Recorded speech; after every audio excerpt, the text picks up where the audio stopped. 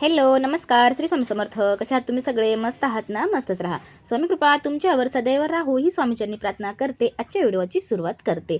जसं की कालच्या व्हिडिओमध्ये आपण माहिती पाहिली होती, वटपौर्णिमा कधी आहे, पूजा विधी कशी राहणार आहे, साहित्य कोणते राहणार आहे आणि तारीख कोणती राहणार आहे, त्याबद्दल आपण कालच्या व्हिडिओमध्ये माहिती पाहिलेली आहे. आणि त्या व्हिडिओची लिंक तुम्हाला खाली डिस्क्रिप्शन बॉक्समध्ये देणार आहे. तो पण व्हिडिओ तुम्हाला पाहायचा आहे. तर बघा, महिला ज्या सणाची आतुरतेने वाट पाहत असतात तो सण म्हणजे वटपौर्णिमा, सौभाग्याचा सण. हिंदू धर्मात तर हा सण अत्यंत महत्त्वाचा मानला जातो. पंचांगानुसार ज्येष्ठ महिन्याच्या पौर्णिमेला हा सण साजरा केला जातो. या दिवशी स्त्रिया आपल्या पतीच्या दीर्घायुष्य, उत्तम आरोग्य आणि सुखी वैवाहिक जीवनासाठी वडाच्या वृक्षाची पूजा करत असतात. तसेच उपवास करतात. हा दिवस म्हणजे महिलांसाठी साज शृंगार करण्याचा दिवस. या दिवशी अनेक महिला विविध रंगाच्या साड्या नेसतात. पण तुम्हाला माहिती आहे का, काही रंग असे असतात जे धार्मिक मान्यतेनुसार पूजेसाठी अजिबात योग्य मानले जात नाहीत.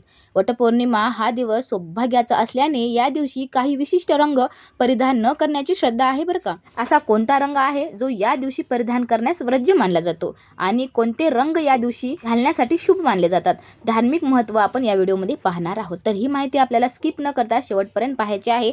नवीन असाल तर चॅनलला सबस्क्राईब करून घ्यायचं आहे. वटपौर्णिमा म्हणजे नात्यातील विश्वास, समर्पण, प्रेमाचा दिवस असतो. वटपौर्णिमा हा सण वैवाहिक नात्यातील विश्वास, समर्पण, प्रेम आणि कुटुंबाच्या कल्याणाची भावना दृढ करणारा सण म्हणून ओळखला जातो. वटपौर्णिमेचे महत्त्व सांगायचे तर हा दिवस सावित्री आणि सत्यवान याच्या कथेशी जोडलेला आहे. पती सत्यवानाचे प्राण यमराज घेऊन जात असताना सावित्रीने आपल्या बुद्धिमत्ता, निष्ठा आणि पतिव्रतेच्या सामर्थ्याने यमराजाकडून पतीचे प्राण परत मिळवले होते. त्यामुळे सावित्री ही आदर्श पतिव्रतेचे प्रतीक मानली जाते. वडाचे झाड दीर्घायुष्य, धैर्य आणि अखंड जीवनाचे प्रतीक मानले जाते.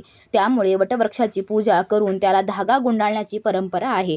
धार्मिक मान्यतेनुसार वटवृक्षाला ब्रह्मा, विष्णू आणि महेश याचा वास असतो, म्हणून त्याची पूजा विशेष पुण्यदायी मानली जाते. थोडक्यात पाहूया वटपौर्णिमा कधी आहे. तर हिंदू दिनदर्शिकेनुसार वटपौर्णिमा 2026 महाराष्ट्रामध्ये सोमवार 29 जून 2026 रोजी साजरी करण्यात येणार आहे. तर याच दिवशी ज्येष्ठ पौर्णिमा तिथी असल्याने विवाहित महिला वटसावित्रीचे व्रत, वडाच्या झाडाची पूजा आणि उपवास करतात. तर पंचांगानुसार पौर्णिमा ही स्वतःच अत्यंत शुभ आणि पुण्यदायी तिथी मानली जाते. धार्मिक कार्य, दान धर्म, जप, तप आणि पूजेसाठी हा दिवस विशेष फलदायी मानला जातो.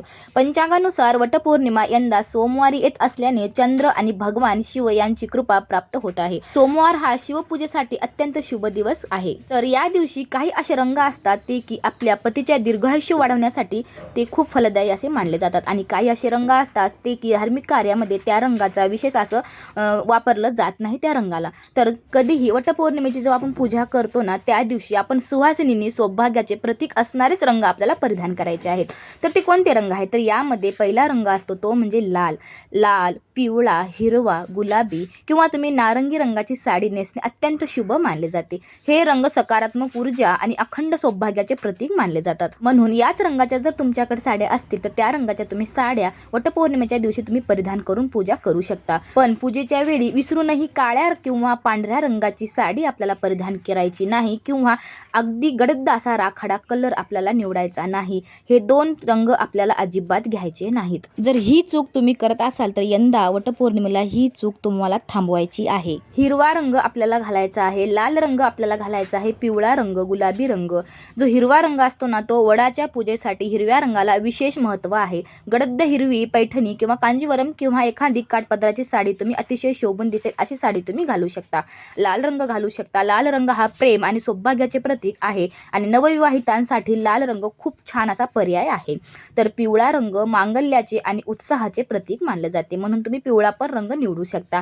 गुलाबी रंग नात्यातील गोडवा दर्शवण्यासाठी गुलाबी रंग ही उत्तम पर्याय ठरू शकतो, म्हणून तुम्ही गुलाबी रंगाची सुद्धा या दिवशी साडी घालू शकता. पण मी तुम्हाला दोन रंग सांगितले आहेत, काळा आणि पांढरा रंग आपल्याला घालायचा नाही आणि शक्य असेल तर तुम्ही गडद असा राखाडी कलर आपल्याला निवडायचा नाही. धार्मिक मान्यतेनुसार वटपौर्णिमेच्या दिवशी हे रंग वर्ज्य ठरले जातात. या रंगाची साडी नेसणे आपल्याला टाळायचे आहेत. आणि हो, या पवित्र दिवशी घरामध्ये किंवा पतीसोबत वादविवाद करणे टाळायचे आहे. मनात कोणाविषयी कटुता न ठेवता आनंदी राहायचे आहे. कोणाचेही मन दुखेल असं आपल्याला व्यवहार करायचा नाहीये.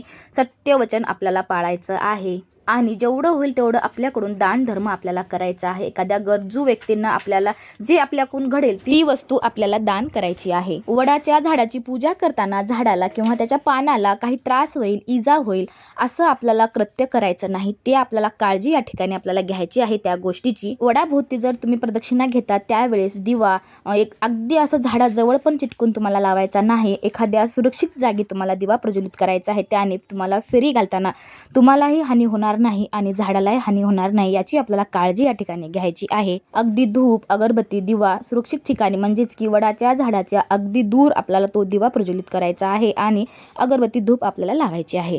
तर आजची माहिती तुम्हाला कशी वाटली नक्की सांगा. चॅनलवर जर तुम्ही नवीन असाल तर चॅनलला सबस्क्राईब करून घ्या. आणि हो, राशीनुसार जर तुम्हाला साडीचे कलर जर निवडायचे असतील तर कमेंटमध्ये मला नक्कीच सांगा.